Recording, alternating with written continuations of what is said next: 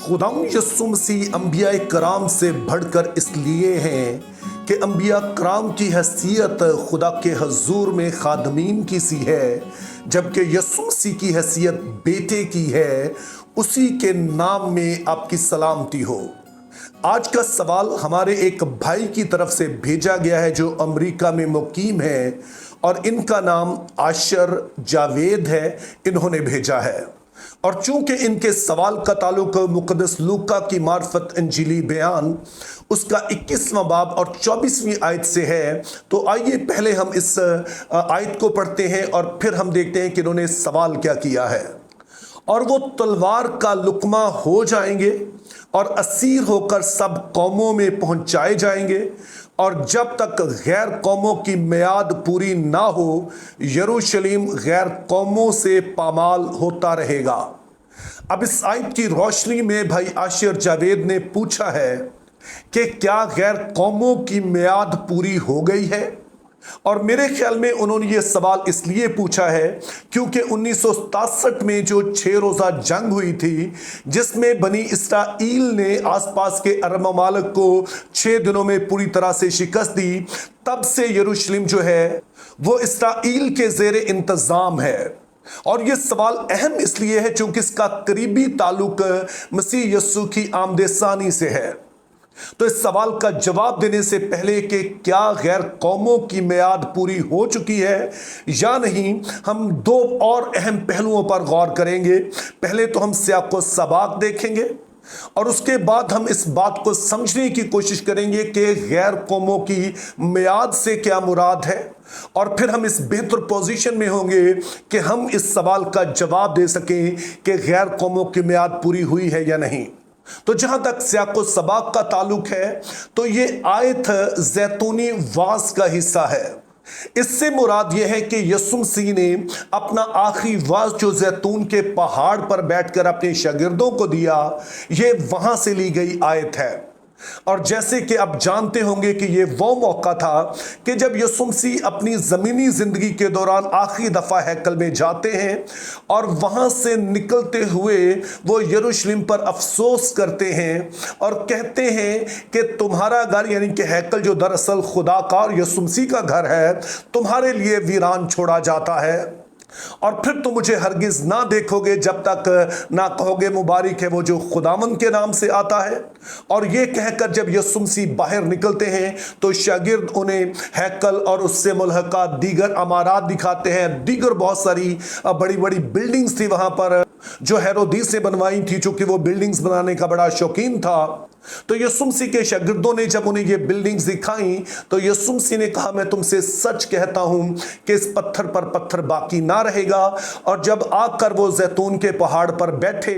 तो शागिर्दों ने फिर इन बातों के मुतालिक तफसील जाना चाहिए कि यरूशलेम कैसे बर्बाद होगा और हमें क्या करना होगा। और यस्सु मसीह इसी की तफसीलात बताते हुए कहते हैं कि जब यरूशलेम तबाह होगा तो बनी इसराइल तमाम कौमों में तितर बितर हो जाएंगे, हैकल जो है वो पूरी तरह से बर्बाद हो जाएगी और फिर यरूशलेम गैर कौमों के पास चला जाएगा।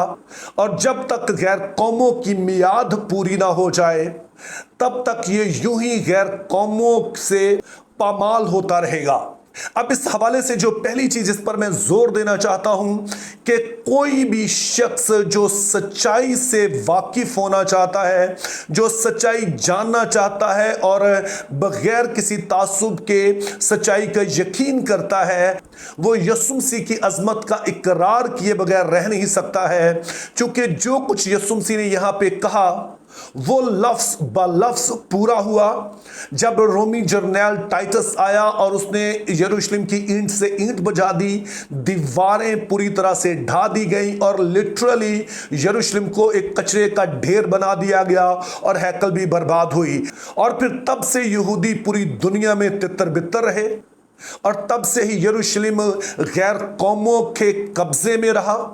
पहले तो कई सदियों तक सल्तनत रोमा इस पर काबिज रही, उसके बाद यहां पर इस्लामी सल्तनत का कब्जा रहा, और बाद में जब सलीबी जंगें हुई तो कुछ अरसे तक मसीहियों के पास रहा, कुछ मुसलमानों के पास रहा, और बाद में हम देखते हैं सल्तनत उस्मानिया के अंडर आ गया, फिर ये ब्रिटिश के अंडर आ गया, और आखिरकार 1948 में जब यहूदी आकर यहाँ पर आबाद हुए तो तब भी यरूशलेम उर्दन के ज़ेरे कब्जा रहा, और फिर 1967 में जो 6 रोज़ा जंग थी, तब बनी इसराइल ने ये शहर जो है वो अपने कब्जे में लिया। सियाको सबाक को समझने के बाद फिर दूसरी बात जो हमने समझनी है वो ये है कि इस बात से क्या मुराद है कि गैर कौमों की मियाद पूरी होने तक यरूशलेम गैर कौमों से पामाल होता रहेगा। अब जो लफ्ज़ पामाल है, इसके लिए जो यूनानी लफ्ज़ इस्तेमाल हुआ है वो है पाटेओ, और इंग्लिश में इसका तर्जुमा किया गया है ट्रैम्पल डाउन, यानी कि किसी चीज़ को पांव के तरह लताड़ना। इसका जो मफहूम बनता है वो है किसी चीज़ को रौंद डालना, यानी उसकी असल शक्ल सूरत को बिगाड़ देना। लेकिन सबसे अहम सवाल यह है कि कौमों की मियाद से क्या मुराद है। अब यहां पर मियाद के लिए जो यूनानी लफ्ज़ इस्तेमाल हुआ है वो है कायरोस, और कायरोस से मुराद होती है अपॉइंटेड टाइम, किसी चीज़ के लिए एक ख़ास वक्त जो होता है, मौका होता है। तो यूं मियाद से हम समझते हैं कि एक ख़ास मौका जो किसी को दिया जाता है, एक ख़ास वक्त जो किसी बात के लिए मुकर्रर किया जाता है।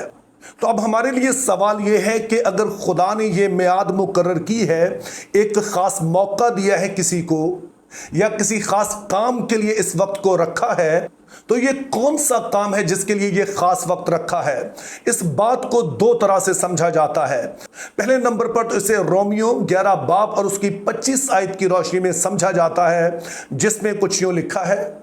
अरे भाइयों, कहीं ऐसा ना हो कि तुम अपने आप को अक्लमंद समझ लो, इसलिए मैं नहीं चाहता कि तुम इस भेद से नावाकिफ रहो कि इसराइल का एक हिस्सा सख्त हो गया है, और जब तक